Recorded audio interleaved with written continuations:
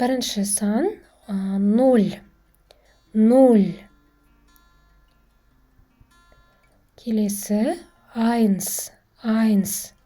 Фонетикалық ережелерді еске түсірсек, яғни бірінші сосын дыбысы қатар тұратын болса, екеуі бірігіп ай дыбысын береді деп біз айтқан болатынбыз, ай. Және с әрпі ол сөздің соңында келсе, біздегі қазақ тіліндегі с әрпін, яғни с дыбысын беретіндігінде айтқан болатынбыз. Соған сәйкес 1 болып оқылады. Келесі сан 2. 2. Яғни ц, в және және бірігіп, ол ай дыбысын береді, сонымен 2. 2. Келесі сан 3. 3.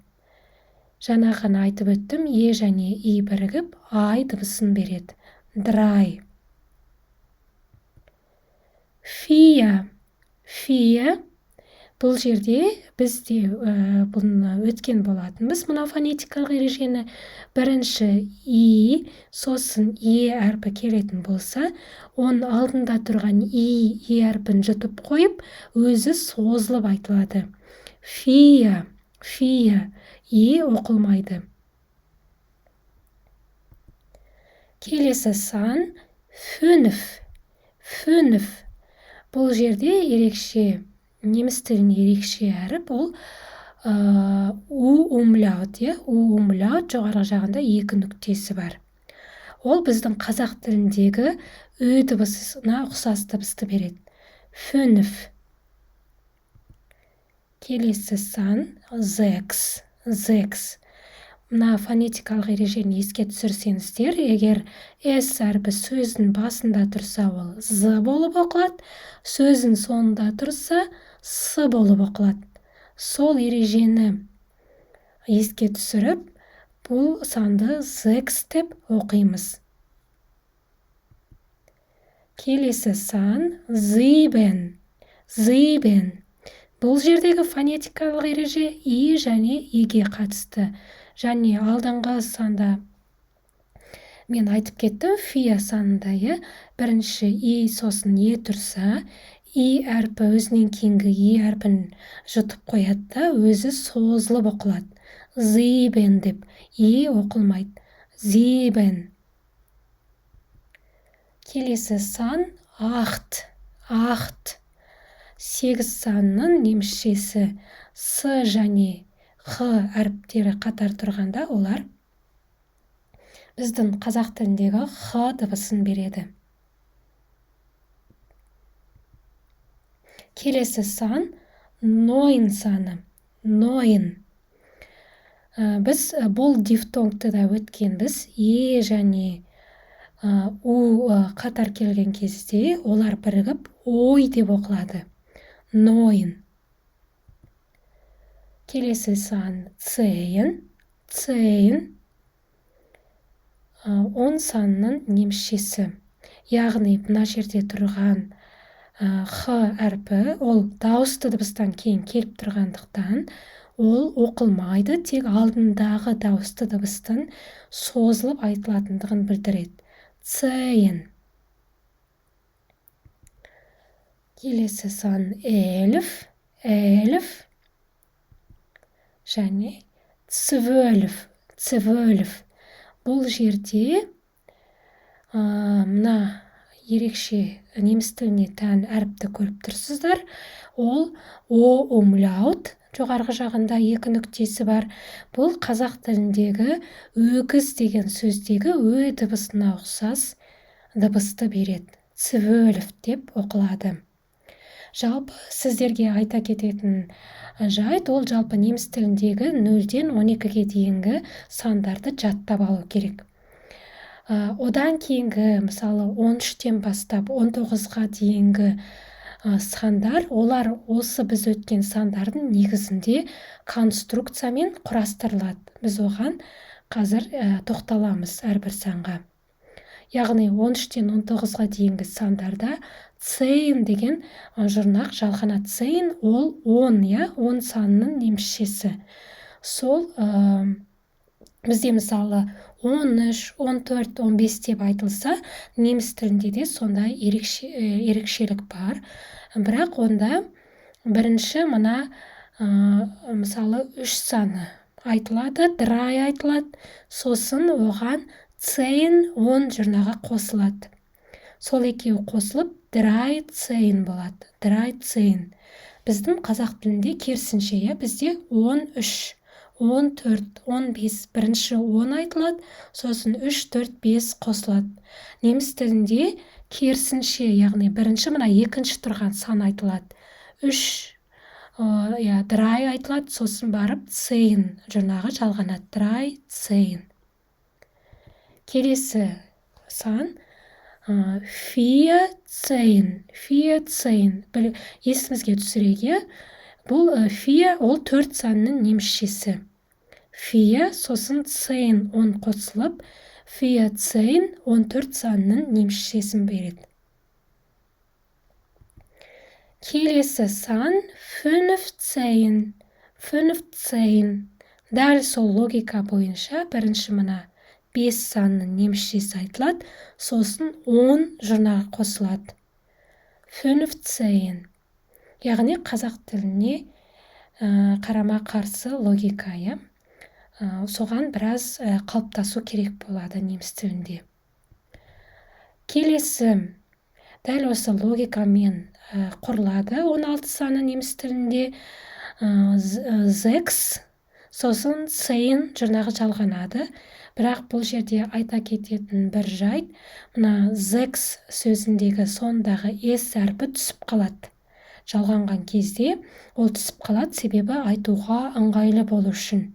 Сонымен S әрпінсіз 16 деп құрылады. 16. 16 санның немісшесі.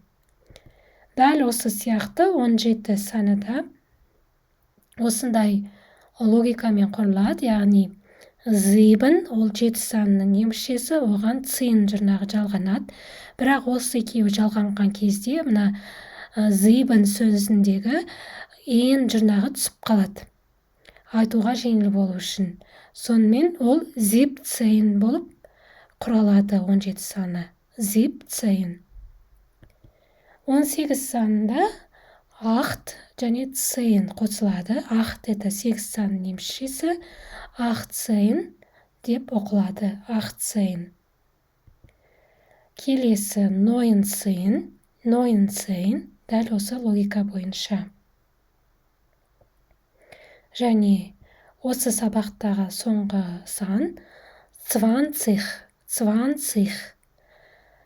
Біз мына жұрнақты фонетика сабағында өткен болатынбыз.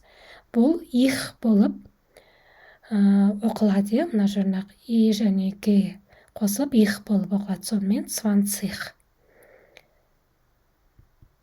Енді осы бүгінгі біздің сабақта 0-ден 20-ға дейінгі сандарды өттік. Енді осы сандардың практикада қолданылуына тоқталайық. Практикада бұл көбінесе, мысалы телефон нөмірін сұрағанда біз сандарды қолданамыз. Неміс тілінде сіздің ұялы телефон нөміріңіз қандай деген ресми түрдегі, сыпайы түрдегі сұрақ былай айтылады. Wie ist Ihr Handynummer? Wie ist Ihre Handynummer? Бұл жердегі мына Handynummer деген телефон нөмірі деген сөз. Нума деген яғни нөмір, Handy деген телефон сөзінің немісшесі.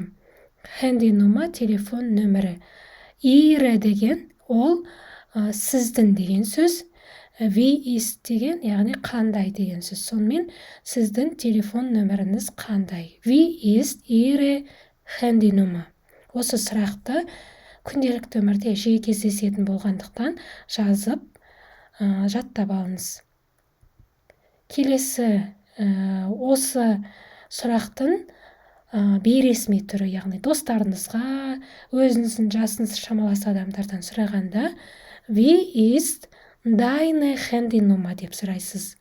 Wie ist deine Handynummer?